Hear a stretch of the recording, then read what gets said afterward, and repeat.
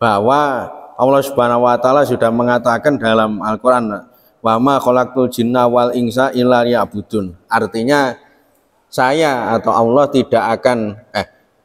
tidak menciptakan manusia kecuali untuk beribadah kepada saya. Assalamualaikum warahmatullahi wabarakatuh. Ila hadratin Nabil Mustafa Sayyidina Maulana Muhammad sallallahu alaihi wasallam, ila hadrati Asy-Syaikh Nawawi bin Umar Al-Badani wa Syekh Ibnu Hajar Al-Asqalani wa ila Fatihatul Qur'an wa jami'i jamaah fi hadzal masjid. Al-Fatihah. A'udzu billahi minasyaitonir rajim. Bismillahirrahmanirrahim. Alhamdulillahirabbil alamin. Ar-Rahmanir Rahim. Maliki yaumiddin. Iyyaka na'budu wa iyyaka nasta'in. Ihdinas siratal mustaqim, siratal ladzina an'amta 'alaihim ghairil maghdubi 'alaihim waladdallin. Amin. Bismillahirrahmanirrahim. Allahumma zidna ilman wa fahman. Ya kasyifal muskilat, ikshif annal hujub an wujuhadil ma'ani hatta namtali ala khafiyati hadil muskilat wahfatna minal khata' wa dhalam fa anta muwafiqul amrin wa anta 'alamul ghuyub. Innal ladzina yashtaruna bi ayati llahi tsamanan qalila ulaika la khalaqalahum fil akhirah. Rabbi syrah li sadri wa yassir amri wahlul 'uqdatam min lisani yafqahu qawli. Rabbi syrah li sadri wa yassir amri wahlul 'uqdatam min lisani yafqahu qawli. Rabbi syrah li sadri wa yassir amri wahlul 'uqdatam min lisani yafqahu qawli. Bismillahirrahmanirrahim. Qala al-mu'allifu rahimahullah ta'ala wa nafa'ana bi wa bi barakatun amin ya rabbal alamin. Wa qala ba'dul hukama'i, dan sebagian al-hikmah ini mengatakan jami'ul ibadati minal ubudiyati arba'atun. Jadi semua bentuk ibadah dari sifat penghambaan itu kembalinya kepada 4 perkara. Yang pertama adalah al-wafa'u bil uhudi. Al-wafa'u bil uhudi itu adalah menjalankan apa yang diperintahkan Allah, juga menjauhi larangannya Allah, atau diistilahkan kita menepati janji kita kepada Allah. Jadi manusia ini di dunia hakikatnya dia diciptakan itu bukan karena sesuatu yang tidak ada manfaatnya, akan tapi di situ ada tujuannya. Di antaranya adalah bahwa Allah Subhanahu wa taala sudah mengatakan dalam Al-Qur'an, wa ma khalaqtul jinna wal insa illa liya'budun. Artinya saya atau Allah tidak menciptakan manusia kecuali untuk beribadah kepada saya. Nah, dikatakan di dalam ayat lagi, yaitu wal mufuna bi adim idza ahadu. Jadi mereka-mereka yang bahagia di dunia dan akhirat itu adalah mereka-mereka yang menepati janjinya. Yaitu mereka-mereka yang di situ ketika mendapatkan amanah mereka langsung menjalankannya sebagaimana semestinya, tidak menyia-nyiakannya. Nah, sehingga dikatakan bahwa orang yang di situ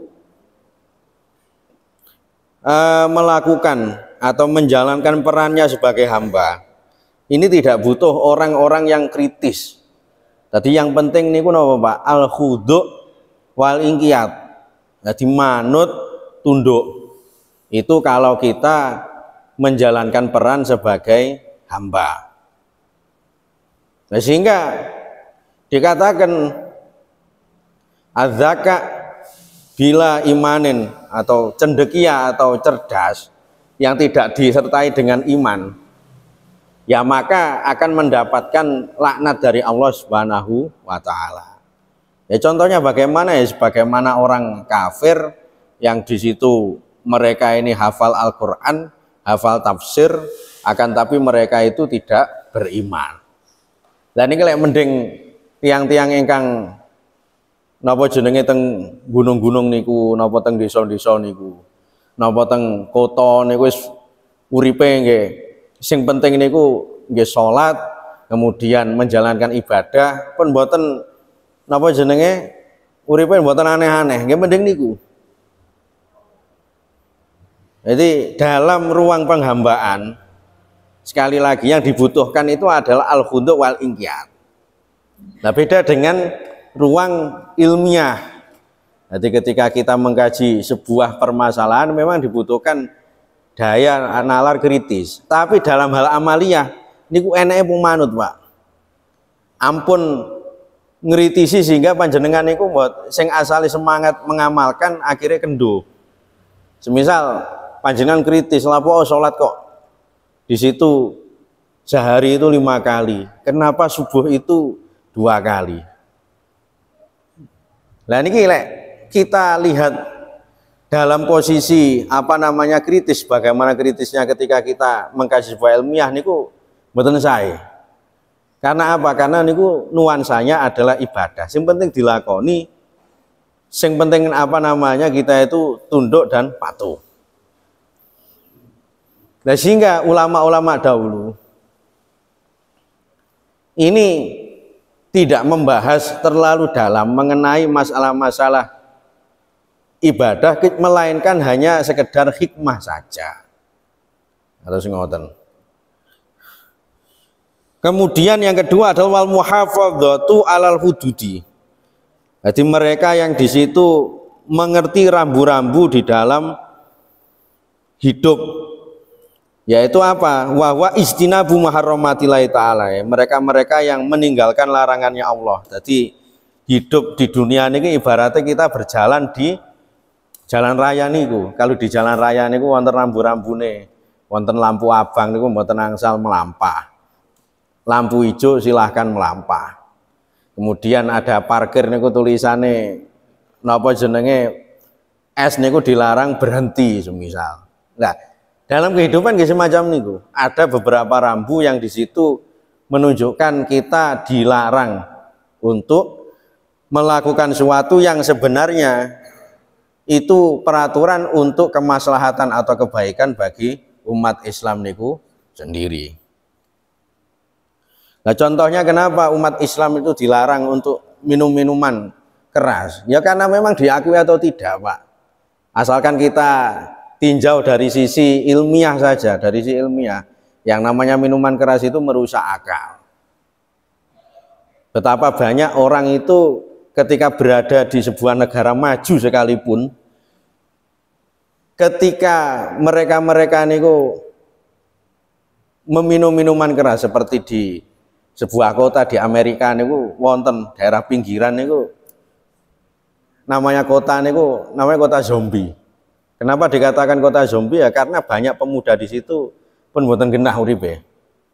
Jadi mereka-mereka itu punya kebiasaan minum minuman keras. Kalau mereka tidak bisa membeli, mereka-mereka itu berusaha untuk menghasilkan minuman keras niku. Nggih pokoke napa mawon sing sekirane iso digawe mendem nggih di ombe, gak ketang oli dioplos kali bensin.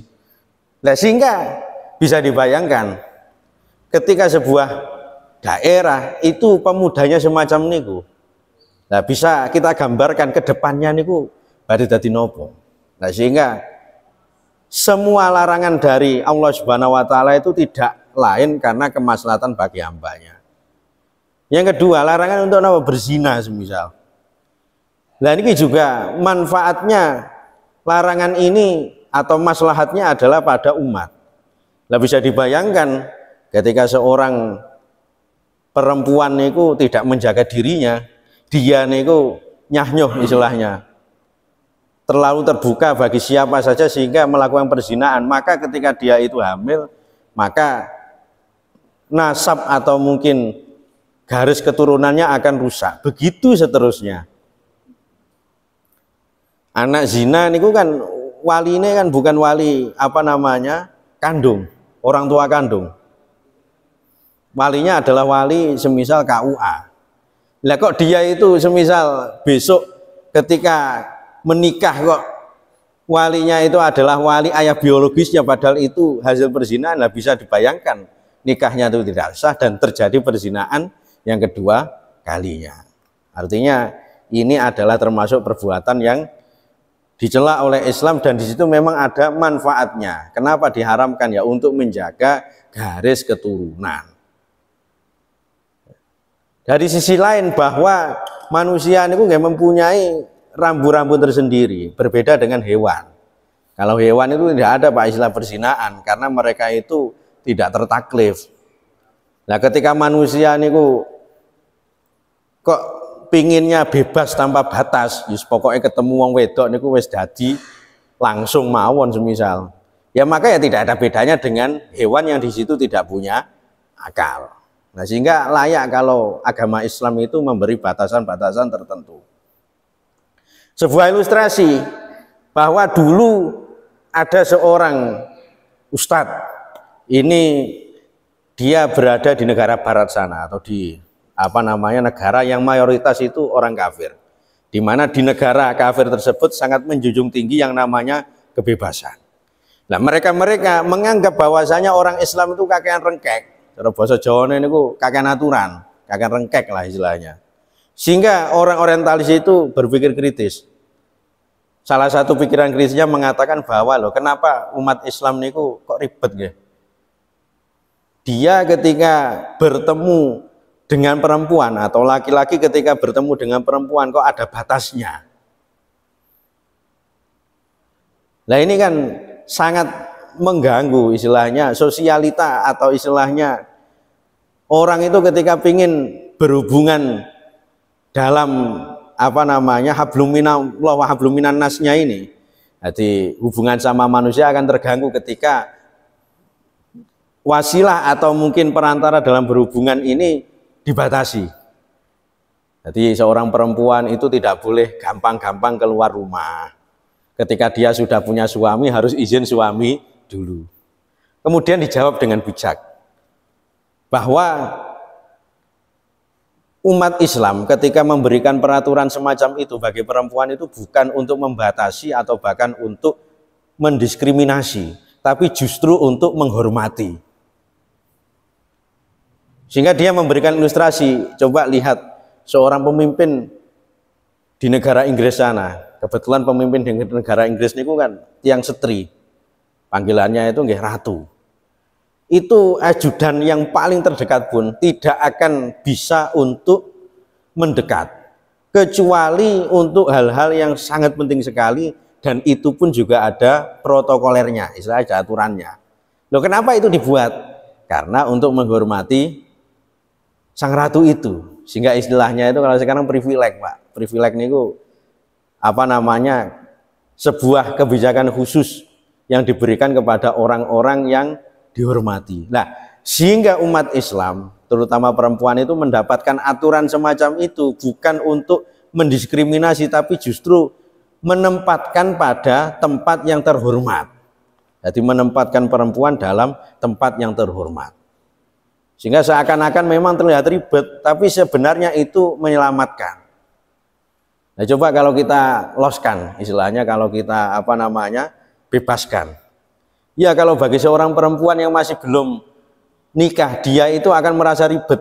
Coba besok ketika dia punya anak perempuan, mesti pikirannya itu ya khawatir kalau anaknya itu akan diapa-apain atau diapa-apakan oleh orang sekitar. Lagi anak saya ini terlalu bebas keluar, wah ini takut saya ini. Takutnya nanti dia itu terkena perilaku dari orang-orang sekitar yang tidak atau yang enggak.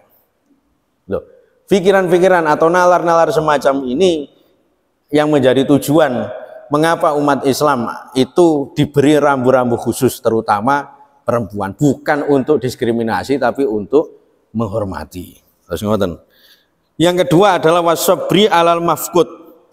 Jadi sabar pada perkara yang di situ tidak ada di sekitar kita. Jadi ketika kita punya keinginan, kadang niku nggih mboten sedaya sesuai dengan kehendaknya Allah Subhanahu wa taala. Sehingga dikatakan ana urid wa anta turid wallahu yaf'alu ma yurid. Jadi saya ini punya karep, panjenengan nggih punya karep, tapi Gusti Allah niku nggih punya kehendak. Lah ini kehendaknya kebetulan sama antara kita, orang lain dan Allah niku enak, Pak. Tapi nggak siap-siap mawon ketika tidak sama. Mau diukur menungso niku nggih pingine urip abadal abidin wadarot dairin. Salawase pingin urip, Pak. Ya pingin urip salawase, nggih pingin urip dalam keadaan sehat terus. Tapi kadang sunatullah tidak berkata semacam itu. Begitu juga seorang laki-laki pinginnya nggih cara agama ngangsalaken bojo sekawan, Pak, nggih duwe bojo sekawan, Pak. Tapi kadang-kadang nggih kalah sekali sunatullah. Pingin rabi malih nyawang bojone nyentak-nyentak. Nah, sehingga dalam kehidupan faktor yang di situ mempunyai peranan penting bagi kedamaian hati atau ketentraman hati manusia itu sabar. Sehingga saking pentingnya sabar itu sampai ditamsilaken ngeten. Jadi inna sabra minal iman bimang zilati roksi minal jasad. Jadi iman sabar di dalam iman itu padane sirah atau padane utek di dalam jasad. Wis ngomong penake ketika hidup itu tidak ada sabarnya, wis padha kaya tiang niku mboten enggak ada utek. Ya niku. Kenapa adanya orang itu bisa grendel, bisa stres, bisa bahkan hidup di dalam kesusahan atau keprihatinan yang di situ enggak. Ya karena dia itu tidak membiasakan sabar. Dan tidak sabar itu tidak identik dengan orang miskin. Sabar itu juga tidak harus dari orang yang lapang atau kaya. Kadang niku urip jemenak, istilahnya itu urip enak, itu justru dipunyai oleh orang-orang yang hidup di pinggir jalan yang dia itu sederhana. Mboten aneh-aneh pikirannya, Pak. Panjenengan ketika lihat teng napa jenenge kutha-kutha niku, Pak, napa teng makom-makom niku sering melihat tukang beca. Awan bengi uripe pangaten mriku mawon. Kadang dolanan sekak, dolanan keplek, dolanan apa. Lah kadang cara dipikir niku bendino narik iki kok gak oleh-oleh cara bati atau dia itu bisa makan dari apa. Nggih nyatane kita sing urip, Pak. Lamun to dekne susah mestine pun mati, tapi nyatane apa enggak urip. Panggang guyang guyu lah. Kadang Allah Subhanahu wa taala menjadikan orang semacam ini sebagai itibar. Sehingga kula niku nate sian pas wayahe napa jenenge sekolah niku sering dikandani bahwa tujuan kita ketika ziarah kubur niku salah satunya adalah kita ini belajar sosial dari mereka-mereka yang berada di sekitar pemakaman atau kuburan aulia niku. Ya tujuannya mboten hanya mencari atau kita mencari istilahnya cara saniki mencari pulung, golek pulung boten asine. Nah, cara dipikir-pikir, mereka-mereka yang sudah wafat saja masih bisa menghidupi orang-orang yang kekurangan di sekitarnya.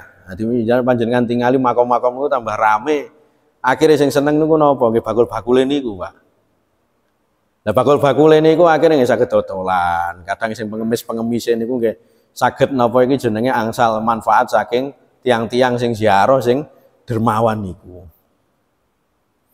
Dan mereka-mereka itu juga bisa hidup itu dengan hidup yang tentram. Nah, sementara sing sugih kadang niku sumpek akhirnya dhek niku butuh wisata religi. Nah, disinilah bahwa peranan manusia niku satu sama lain niki berhubungan. Dadi sing sugih niku pengin hiburan. Akhirnya ndelok wong melarat akhirnya oh ya alhamdulillah. Sak sumpek-sumpeke ngene jek iso dolan. Nah, mereka-mereka yang di pinggir pemakaman itu yang minta-minta, kemudian mereka-mereka yang jualan itu masih hidup dalam serba kekurangan. Nah, mereka-mereka yang hidup dalam serba kekurangan mawon, mereka-mereka masih bisa tersenyum. Lah lek sing sugih kok sik sumpek-sumpeke kan ngecek gobloke, kan ngoten. Dikatakan lagi bahwa wasabirina fil ba'sa iwad dharra wa qinal ba's. Ulaikal ladzina shadaku wa ulaika humul muttaqun. Jadi mereka-mereka yang sabar dalam tingkah kemelaratan atau dalam tingkah dharra niku kesusahan atau dalam tingkah mendapatkan cobaan, maka mereka-mereka adalah orang yang sodik Sodik itu berarti mereka-mereka adalah orang yang jujur di dalam agamanya, dan mereka-mereka adalah orang yang bertakwa. Jadi maksudnya pripun? Ketika seorang hamba niku bisa hidup stabil, jadi pas wae sugih niku nggih gak berangas, ketika melarat niku nggih mboten kaget. Jadi sugih kali melarat nggih sami mawon, tetap hidup sederhana. Lah mereka-mereka yang dianggap orang yang di situ istiqomah di dalam beragama. Sehingga ketika mereka dikatakan istiqomah, ya mereka itu bisa dalam keadaan bertakwa. Soalnya kadang niku Pak nggih, sabar dalam keadaan kaya niku lebih sulit daripada sabar dalam keadaan miskin. Orang niku ketika punya uang, pikiran untuk beribadah kadang itu tidak sefokus ketika dia itu tidak punya uang. Lek gak duwe duit, Pak. Cuman wong Indonesia niki, Pak, pun lah. Lek kerja iki wis gak kasil. Kemudian sing sekolah iki sing dhuwur iki ya ngelamar pekerjaan gak oleh-oleh. Sak pinter-pintere wong niku mesti melayune niku pada hal-hal yang di luar nalar. Akhirnya seneng ziarah, kadang sing kejawen niku seneng marani dukun, kon topo nang gunung napa jenenge teng Malang niku. Topone tiyang Cina niku. Lah, sehingga apa namanya?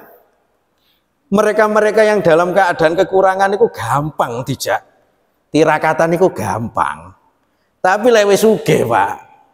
Sing dhisike senengane topo ning Malang niku golek pulung, Pak. Pas wis sugih ngono kuwi ya dadi direktur, Pak. Kadang niku memanfaatkan kesempatan dalam kesempitan. Duwe bojo siji apa kurang, akhirnya meneng-meneng rabi malih. Ini sering kan ngoten niku. Nah, sehingga ngempet dalam keadaan kaya niku sulitnya minta ampun karena berhadapan dengan cobaan-cobaan yang menggiurkan. Tapi lek ngempet dalam keadaan melarat, Pak, pun talah. Jenenge tiyang niku ora nemu kayu. Dheke nemune napa iki jenenge oyot e Pak gak gandolan, Pak. Katanya ngoten mulai. Sehingga dikatakan bahwa sabar dalam keadaan gak enak itu enteng. Berbeda dengan sabar dalam keadaan semuanya itu keturutan. Soalnya apa? Cobaan untuk menghindari hal-hal yang tidak disukai di saat dia itu bisa melakukan apa saja. Itu beratnya itu lebih daripada sekedar ketika kita ini tidak punya apa-apa. Ya, contohnya mawon ketika seorang atau negara Indonesia niku dijajah, Pak. Oh, tiang-tiang niku wis do tirakatan kabeh, Pak. Sing nom-nom ngono gak mangan pirang-pirang dina, nggih maklum mawon lho keranten-ancene sama Londo niku sama Jepang niku dibatasi. Tapi ketika mereka-mereka niku sudah merdeka, sudah napa iki jenenge mempunyai kekayaan, kadang niku malih rupa daratan. Sing asale tulung tinulung akhirnya malih jajah satu sama lain. Nah ini yang dikatakan bahwa wasabri alal mafqud atau min mahbubatihi, jadi sabar atas perkara yang dicintai atau didemeni. Ini wangel-angel. Waridho bil maujudi, dan rela atau mungkin lilo dengan perkara yang sudah ditakdir dari Allah Subhanahu wa taala minal mato'im wal malabis wal masakin, berupa makanan, pakaian dan rumah. Kemudian dikatakan lagi bahwa qala Nabi alaihi salatu wasallam saati zamanun ala ummati yuhibbuna khamsan wa yangsuna khamsan. Jadi Nabi Muhammad ini sudah memberikan kode bahwa di hari akhir nanti ada umatku yang cinta 5, tapi sayangnya kecintaannya pada 5 hal ini melalaikan 5 hal yang lebih penting. Yang pertama yuhibbuna dunya wa yangsunal uqba. Jadi mereka-mereka itu cinta dunia sehingga mereka-mereka itu tersibukkan dengan duniawi sehingga lalai akhiratnya. Mau penake lek nguber donya niku mati-matian. Tapi lek nguber napa iki jenenge akhirat niku kangelan. Sehingga sampai ditamsilkan begini. Jadi sekarang niku sing napa jenenge di golek niku wani urip, Pak, mboten wani mati, Pak. Kenapa? Krono sing wani mati iku rata-rata dekne niku frustasi. Le pengin urip enak ning donya gak keturutan. Akhirnya dekne niku pingin mengakhiri hidup dengan bunuh diri. Entah karena dia itu nggak keturutan dalam sisi harta atau dari sisi orang yang dicintainya. Nah, sehingga bagi mereka mati itu adalah hal-hal yang mungkin menjadi solusi. Nah, mereka itu takut hidup karena apa? Urip niku wis kadung kejegur ibaratnya niku. Jegur sumur. Nah, ini mental-mental mereka-mereka itu cinta duniawi, akan tapi mereka itu takut akhirat. Sehingga kalau dulu dikatakan bahwasanya mati itu lebih baik dari hidup, kalau sekarang ini dikatakan hidup nggak lebih baik daripada mati. Artinya hidup niku nggak urip sing urup. Kita hidup tapi kita juga menyala. Wa yuhibbuna ad-dur wayang sunal kubur. Jadi mereka-mereka itu banyak membangun rumah, padahal di suatu saat mereka akan meninggalkannya, dan mereka melalaikan rumah abadinya, yaitu pemakaman atau kuburan. Wa yuhibbunal mal wayang sunal hisab, dan mereka itu cinta kepada harta sehingga mereka itu melalaikan hisab atau resiko dari mendapatkan harta itu. Terus ketika seorang itu kaya atau seorang itu miskin, salah satu solusi agar dia itu mboten berangsang, mboten nelongso ketika ndak punya, mboten berangsang ketika punya banyak harta, niku solusine ngeten. Dia itu ingat sebuah makalah dari Sayyidina Ali, yaitu ad-dunya halalu hisabun wa haramu iqabun. Jadi teng donya niku halale niku mawon sudah menyebabkan hisab, apalagi kalau sampai diambil dari perkara haram, itu mesti mendapatkan siksa di akhirat. Para ulama membuat tamsil bahwasanya ketika kita di dunia ribetnya niku kita ini sudah merasa sulit. Jadi urip teng donya niku kan ketika kita punya pajak, kedah damel NPWP terusane iki, Pak. Ketika kita ini mempunyai sepeda motor atau mobil itu ada pajaknya, dan itu kalau nanti tidak dibayar diusut. Ketika kita punya jenenge supermarket atau minimarket itu pun wonten pajeke, Pak. Restoran bareng wonten pajeke, wande atau warung punya pajak. Nah, itu gambaran kecil administrasi kita ketika di dunia, dan itu juga berkali lipat di akhirat. Artinya di akhirat nanti kita akan diaudit. Harta kita itu dari mana dan untuk apa? Pomo kebutuhannya sampean niku 10. Lapo sampean niku ngoyo-ngoyo pengin nglumpune 1000. Lah turane cara punya 1000 padahal kebutuhannya 10. Turane iki kangge apa? Iso bakal ditangleti ngoten. Nah, sehingga ketika orang niku tahu, wah tibake hidup di dunia niku antara si miskin dan kaya itu hakikatnya sama. Sama nih ngeten, si kaya itu ya mungkin enaknya di dunia karena dia itu mempunyai harta lebih, tapi rekosone nanti di akhirat karena hisabnya juga lebih. Si miskin itu juga semacam niku, teng donya koyok kepoyok-poyok, tonggone duwe mobil, dhek panggah duwe apa? Panggah sepeda eprek-eprek mawon. Tonggone niku nggak ada lemari es, dhek panggah ngombe niku panggah tuku es. Mboten sakit langsung. Tapi di akhirat nanti akan lebih ringan karena hisabnya juga sebentar. Jadi sehingga dikatakan oleh Nabi, mengapa Kanjeng Nabi itu pernah mempunyai doa Allahumma ahyini miskinan wa amitni miskinan wahsurna fi zumratil masakin. Gak alasannya ngoten. Jadi ya Allah, hidupkanlah saya dalam keadaan orang miskin, kemudian matikanlah dalam keadaan miskin, dan di situ kumpulkanlah di akhirat bersama orang miskin. Ini alasannya ngeten. Nah, sehingga ulama-ulama dahulu niku lek ngakali ngeten, Pak. Jadi wonten ulama niku dilalah kecoba dhek niku duweni sembarang kalir, sugih. Akhirnya dhekne ketika ditanya, "Loh, kiai kok sugih?" Nah, terus dijawab, "Lah niki mboten bondo kula, tapi bondone bunyai. Bondone setri kula." Loh, kenapa dijawab semacam itu? Lah ada filosofinya, supaya nanti ketika mati pun mboten ditangleti kali malaikat. Ketika ditanya, "Lho, bondomu akeh ngono." Lah niku mboten bondo kula, tapi bondone bunyai. Niku contoh kecil. Lah sehingga ulama dulu ketika membangun rumah niku nggih, membangun rumah niku. Ngombo, Pak. Niate niku mboten niat pingin megah-megah mboten, tapi pingin ketika ada orang bertamu niku nyaman. Lah jika ketika ditanya malaikat, lah iki kenapa apa iki wong kiai kok bangunan omahe kok cek gedene ngene. Koyok rojo.